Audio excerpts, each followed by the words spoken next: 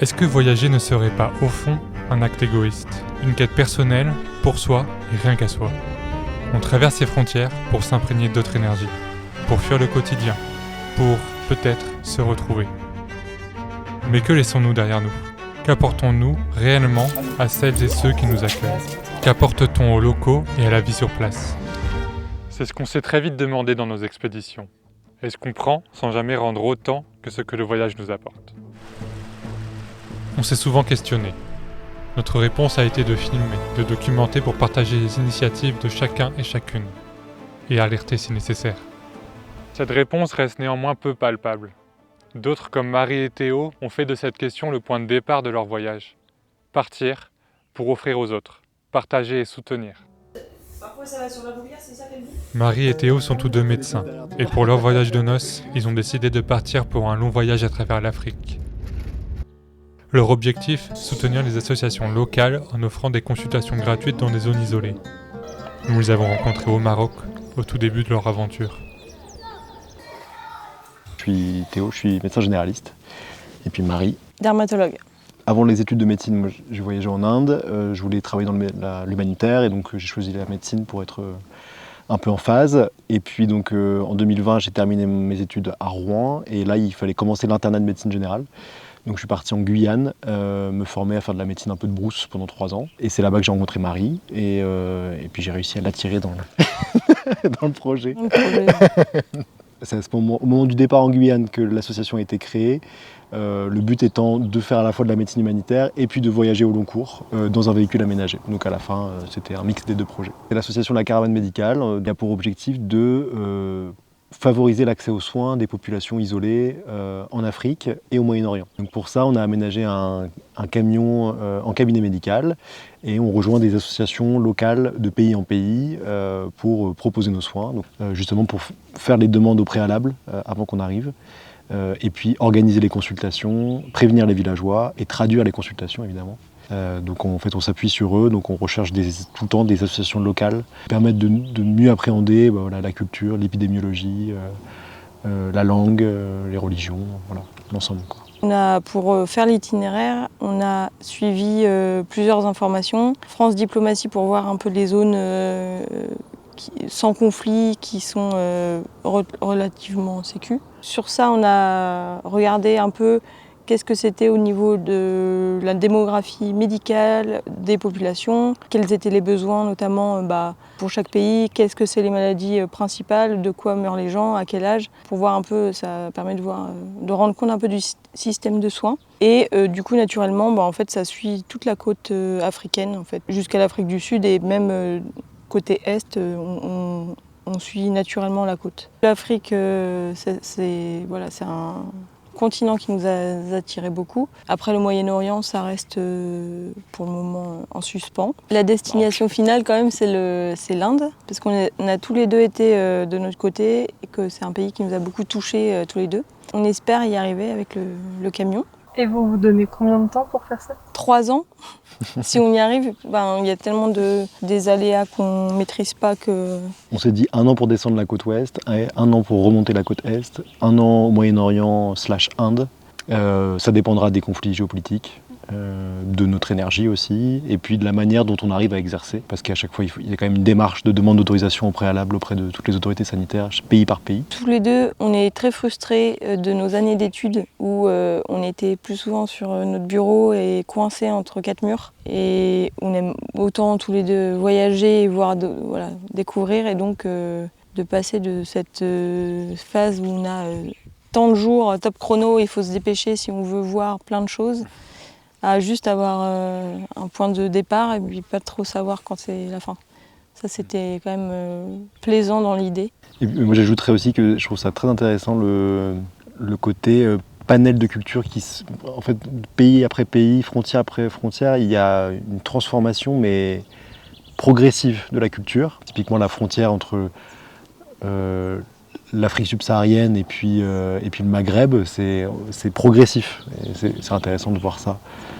Plutôt que de débarquer dans un pays, je trouve ça intellectuellement intéressant, quoi. On peut montrer le véhicule ? Ouais. C'est un camion qui s'appelle le B110, B110 4x4. Il n'y en a pas beaucoup des véhicules comme ça, c'est des anciens véhicules de la gendarmerie ou de EDF, donc ils sont rehaussés d'origine. Donc c'est des camions qui sont réputés pour être des très bons franchisseurs, des très bons 4x4. C'est robuste, mais par contre c'est un peu de la vieille mécanique. Donc autant il n'y a pas d'électronique, autant il y a des choses à savoir faire, à réparer au fur et à mesure. Donc nous on ne connaissait pas trop, mais on a appris sur le tas. Et puis voilà, c'est un bon gros camion qui pour l'instant nous a mené jusqu'à bon port. On a mis le logo de l'association sur le côté, on a mis une galerie là-haut, le pneu de secours, des jerrycans de réserve. Et puis sur le sac jaune, en fait, c'est les parois de la tente qu'on a mis sur le côté et qui permet de faire le cabinet médical mobile. Donc en gros, on sort l'ensemble, on a des parois sur les côtés, des parois devant, on sort tout notre matériel médical et puis là on peut consulter les patients à l'intérieur de manière intimiste. Idéalement, c'est quand même mieux d'utiliser les écoles des villages ou le dispensaire, mais si on est vraiment paumé et qu'il n'y a pas d'endroit un peu intimiste, on sort l'ensemble. Et voilà, et sur le côté, on a mis tous les sponsors qui nous ont aidés à faire le projet. Et donc, si un sponsor ou une personne souhaite vous soutenir, où est-ce qu'elle peut aller? On a le site internet, on a Instagram, Facebook, et puis on a le site de la cagnotte sur Ocpal. Donc c'est toujours en cours, on peut faire des dons tous les mois ou une fois, et puis c'est déductible d'impôt à 66%. Et d'ailleurs, tous ceux qui ont participé depuis la création de l'association se retrouvent sur ce mur-là, le mur des donateurs. Donc il y a plus de 300 personnes qui ont permis de donner plus de 30 000 euros sur la cagnotte de l'association. Donc voilà, c'est grâce à eux qu'on est parti et qu'on peut faire nos actions humanitaires. Ça a été beaucoup de discussions, ce van, parce que il y avait plusieurs critères très importants. La place pour le matos médical, que ça soit notre maison pour 3 ans, donc il faut un espace plutôt où on se sente bien dedans et qui puisse un peu nous mettre à l'abri des intempéries, etc. Et qui passe partout pour aller dans les zones isolées. Ça, c'était les 3 critères. Donc après, avec ça, un budget limité, les options s'amenuisent un peu, quoi. Et on s'y connaissait pas du tout niveau mécanique, donc... Franchement, on a beaucoup hésité même à le revendre une fois qu'on l'avait parce qu'il avait tellement de soucis mécaniques. Et puis voilà, c'est là qu'on a rencontré des gens qui nous ont aidés dans cette préparation mécanique, qui nous ont un peu rassurés et qui nous ont aidés à faire les réparations et on est parti avec. Pour l'instant, ça va. Passons à la partie intérieure. Donc là, dans ces 2 rangements, on a tout ce qui est matériel médical et les tests de diagnostic rapide, notamment le VIH, les hépatites, la dengue, etc. En fait, on a trié par, on va dire, organes. Donc là, il y a le cardiovasculaire, là, il y a tout ce qui est allergologie, les antibiotiques, les antalgiques. Et puis ça, c'est tout ce qui est matériel de soins, sutures, pansements. C'est un peu ma partie préférée. Alors, il y a des pharmacies. Il y a en fait plein de particuliers qui nous ont envoyé des colis qu'on a triés. Parce qu'en fait, on se rend compte qu'on gaspille beaucoup. On a beaucoup de médicaments qui servent à rien chez nous et qui périment et qu'on les jette. Donc ils nous ont tout donné et donc on a trié, on a pris ce qui nous semblait le nécessaire parce qu'on avait beaucoup de médicaments, les médicaments d'urgence et puis voilà. On a dû faire des choix, donc on s'est dit que on les utilisait soit pour les personnes qui étaient en situation d'urgence vitale, notamment, ou les patients qui n'avaient pas moyen, soit financiers, soit là tout de suite d'aller chercher leurs médicaments, donc ça permet d'avancer un peu. D'accord. Et puis après, c'est plutôt pour ces cas-là parce qu'on ne pourra pas donner à tout le monde, quoi. En fait, on a des prescriptions comme des ordonnances avec au nom de l'association. On leur donne ça, ils vont à la pharmacie et ils achètent. Okay. Voilà. Dans tous les tiroirs, les placards en haut, c'est encore du matériel médical avec les médicaments injectables, les appareils de mesure de tension, etc. Et après, c'est nos parties perso avec nos vêtements qui tiennent ici. Et après, alimentaire, notre frigo à compression. Et puis le meuble cuisine avec la réserve d'eau. On a 100 litres d'eau, un système de filtration avec une lampe à UV qui permet d'avoir de l'eau potable. Donc pour les soins, c'était vraiment un argument, c'était qu'on puisse soigner avec de l'eau propre. Et on a également une douchette extérieure pour nous, et puis pour s'il y a besoin de laver des plaies, etc., que les patients n'aient pas besoin de venir à l'intérieur pour ça.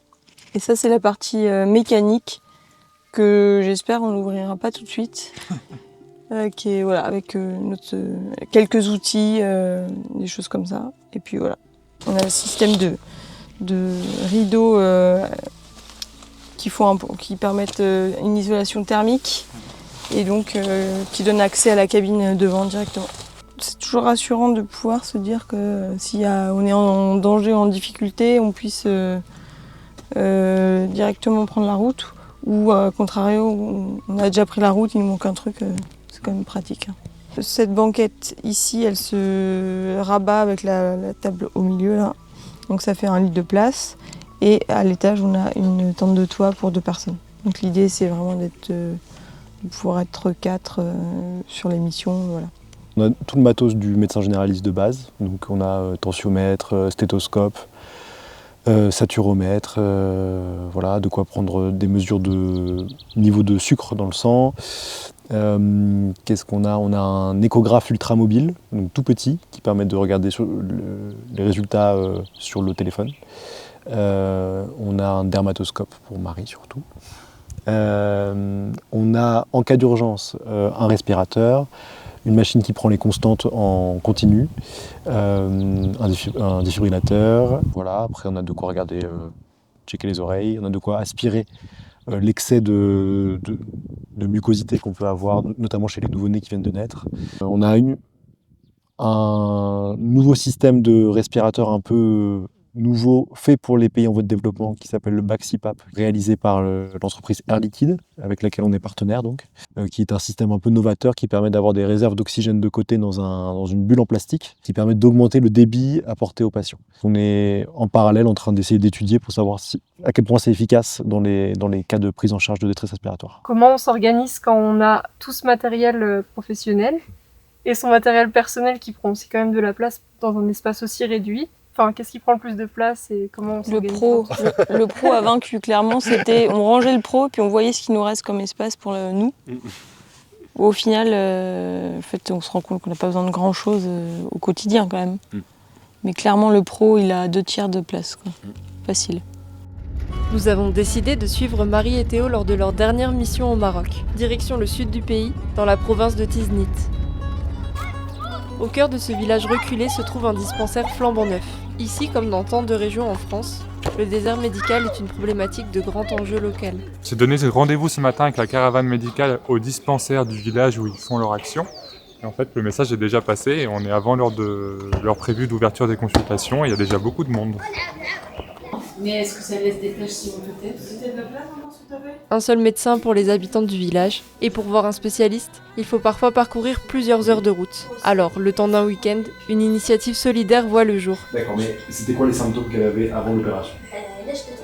Grâce à une association locale, des étudiants et étudiantes en médecine de Tiznit et d'Agadir, rejoints par des médecins venus de France, offrent des consultations gratuites aux locaux. Un médecin spécialiste de la sciatique qui est à côté, donc il peut t'examiner. C'est une opportunité précieuse pour les habitants du village et des environs. Pouvoir consulter gratuitement des spécialistes en gynécologie, dermatologie, médecine générale ou encore en psychiatrie. Le rythme est intense. La veille, plus de 500 patients ont été accueillis. Mais dans chaque regard, chaque sourire, quelque chose se passe. Le projet de Marie et Théo prend tout son sens. Nous ne sommes plus dans du voyage, mais dans un moment partagé entre humains. Elle utilise un petit coton-tige pour le mettre sur la... On va dire que déjà les assos locales, elles connaissent déjà les problématiques de leur pays, des zones qui nécessitent le plus de soins, de la démarche, du protocole pour faire les démarches administratives. Donc en fait c'était beaucoup plus simple. En général ils ont les traducteurs nécessaires. Je trouve que ça a beaucoup plus de sens plutôt que de faire partie d'un groupe français et de venir, comme tu dis, être éphémère et puis tous repartir. Alors que là, l'asso, elle va continuer, on peut aussi faire la transmission de connaissances pour qu'ensuite elle mette en place une fois qu'on sera parti. Donc c'était ça qui nous intéressait surtout. Chaque pays traversé, c'est des assos qui sont différentes, donc c'est assez intéressant aussi. Donc on fait des recherches un peu en continu, savoir qui veut bien nous accueillir, qui a besoin. Il y a certaines associations qui œuvrent surtout sur la formation médicale continue, justement pour que, même si on est éphémère, et ben en fait il y a un petit impact. On a d'autres qui sont axés sur, je sais pas, une maladie un peu spécifique, et d'autres sur surtout ce village-là. Donc voilà, chaque pays, ça va être un peu différent. Il y a des associations qui vont œuvrer que le week-end, par exemple. D'autres, ça va être sur une période de 4 jours. Elles vont faire une mission 4 jours dans un lieu. C'est pas des rendez-vous, c'est-à-dire que déjà le principal, ce qu'on a l'impression, c'est que la population est prévenue du passage. Et après, c'est vient qui veut, et jusqu'à ce qu'il n'y ait plus personne, quoi. Il n'y a pas de... je pense qu'on ne peut pas superposer le système De rendez-vous. de français, de rendez-vous à telle heure, parce que c'est sûr que... Oui, c'est pas du tout ça la marche même pas. mentalité, quoi. Ouais. C'est le premier qui est venu, quoi. Ouais. Mais en tout cas, ça nous a permis une immersion beaucoup plus facile. Malgré le fait qu'on ne parle pas du tout la même langue, c'est bien, quoi. Plus que traducteurs, c'est des médiateurs qu'il faut. Idéalement, il faut qu'ils comprennent un petit peu quelques termes médicaux pour comprendre un peu où est-ce que nous on va dans notre interrogatoire. Et puis alors surtout, il faut qu'ils nous expliquent les concepts culturels que la personne a en face de nous. Parce qu'en fait, on a des représentations de la bonne santé qui n'est pas du tout la même. Donc c'est un vrai métier, ça. Pas du tout facile à trouver, pas du tout inné. Donc pareil, ça, on fera avec qui voudra, pourra. Mais c'est pas une chose simple. Oui, c'est sûr que c'est pas facile. Et puis j'imagine, selon les croyances dans les pays, faut réussir peut-être à trouver... je sais pas, j'ai l'image, par exemple, si c'est une consultation avec une femme, déjà, il y a un rapport en étant, par exemple, homme ou femme, ça va être différent en tant que médecin. Et puis si en plus, dans la pièce, il y a une personne extérieure, c'est quand même assez intime. Donc, ouais, ou même des prises en charge où on leur dit là il faut absolument se faire opérer parce que ça va pas bien se passer sinon, en fait ils peuvent te dire non, culturellement je peux certainement pas me faire opérer de ça, c'est pas possible. Avant que vous arriviez au Maroc, vous vouliez un petit peu vous centrer sur les zones qui ont été victimes du séisme au Maroc en 2023. Ouais, c'est pour ça qu'on est allé dans la zone berbère là, au Tatlas. Quelles actions on mène plusieurs années après, parce que du coup les blessés, ça fait un moment. Qu'est-ce qu'il y a concrètement encore à faire dans ces zones-là? Mais en fait, c'est l'asso qu'on avait au Maroc qui nous a proposé cette zone-là, disant que le dispensaire n'était plus, ne fonctionnait plus, quoi. Qu'il y avait avant le séisme, il y avait des médecins, et là, depuis le séisme, il n'y a plus de docs qui sont en reconstruction, mais que là, du coup, il y a beaucoup de gens en rupture de suivi, tout ça. Bon, voilà. Donc c'est vrai qu'il n'y a pas de médecin tout le temps. Il y a quand même un infirmier qui est là. Médecin 3 fois par semaine. Voilà, médecin 3 fois par semaine. Et puis, du coup, on a rencontré une association autre locale d'étudiants en médecine de Tanger qui viennent faire comme nous, en fait, des caravanes médicales dans une zone sinistrée pour favoriser la reprise du suivi, quoi. Donc, comme il n'y a pas de médecin, on va dire que le premier médecin, je crois que c'est, une 50aine de kilomètres. Mais pour y aller, il faut prendre par exemple le taxi où ils vont payer. Et en fait, ils vont faire des choix là-dessus. Ils ne vont jamais aller consulter pour en plus payer une consultation. On a eu la traduction, la conversation avec un villageois, c'est que il va s'en servir pour reconstruire sa maison plutôt qu'aller consulter à 50 km de là. C'est des choix qu'ils font comme ça, quoi. Ouais, c'est la santé qui en pâtit. Exactement. C'était ça qui nous importait vraiment, c'était justement que dans ces zones-là, c'est peut-être là où on peut avoir vraiment un impact. Parce que du coup c'est souvent sous-doté de médecins, et du coup une chance aussi d'être dépisté à temps et d'être traité, etc. Il y a quand même des choses qui vont nous taper à l'œil assez rapidement, avec un patient qui n'a pas vu de médecin depuis 2 ans, qui a banalisé certains symptômes. Dans les grandes villes du pays, il peut avoir tendance à consulter plus facilement. Dans les zones reculées, plus difficile. Et donc c'est là qu'on peut faire quand même une différence, même si on n'est que de passage, on peut quand même détecter certaines maladies qui méritent vraiment de passer par l'hôpital, par exemple, quoi. Ça doit pas être facile aussi, parce qu'on sait du coup, souvent en voyage, on a plein de choses à gérer déjà en gestion des ressources, savoir où on va dormir le soir, comme on est nomade, il y a des choses à gérer. En plus, j'ai l'image que souvent, quand on est médecin, spécialiste, on a quand même un secrétariat qui nous assiste un petit peu. Là, comment vous arrivez à tout gérer en même temps avec les consultations, ou si vous êtes encore en apprentissage de ça, comment ça se passe? C'est le début, hein, en vrai. Ouais. Donc on apprend, ça prend du temps quand même de discuter avec toutes ces assos. En fait, on avait beaucoup de choses à faire avant de partir, sur la partie mécanique, mettre de l'argent de côté pour le voyage, faire les sponsors pour la partie associative, acheter tout le matériel médical. Là, on est un peu dans la phase un peu de décompression, et puis surtout, on arrive dans la phase où on va commencer à traverser des pays qui sont vraiment plus en difficulté.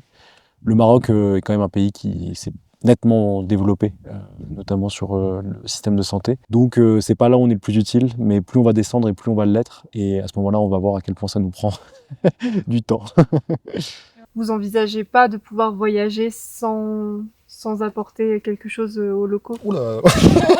Faut trouver une occupation. Ouais. On a été conditionnés à travailler, je crois. Ouais, voilà, un petit peu hyperactif et un petit peu travaillomane, quoi. Quand on attend l'autre association, on piétine un peu. Peut-être acheter un vélo pour pédaler en attendant, quoi. Produire de l'électricité. Ouais, exactement. Marie et Théo ont choisi de faire de leur voyage une aventure humaine. Dans leur valise, pas de souvenirs, mais du temps, des soins et de l'écoute. Au Maroc, nous les avons vus à l'œuvre au début d'un périple aussi ambitieux qu'altruiste. C'est le matin et soir pendant 2 semaines. Et si le voyage, ce n'était pas seulement partir, mais aussi s'engager. Dans ce monde en mouvement fait d'inégalités et de distance, il existe encore des histoires qui rapprochent. Celles qui nous rappellent que chaque rencontre peut être un pont vers l'autre. On vous remercie d'avoir regardé ce documentaire. Vous trouverez en description tous les liens qui permettent de suivre Marie et Théo dans leur aventure, et notamment le lien de la cagnotte qui leur permet de financer l'achat continu de médicaments à distribuer aux populations qu'ils rencontrent. On espère qu'il vous a plu. Si c'est le cas, n'hésitez pas à le commenter, à le diffuser autour de vous et également à vous abonner, ça nous aide beaucoup pour continuer. À très vite!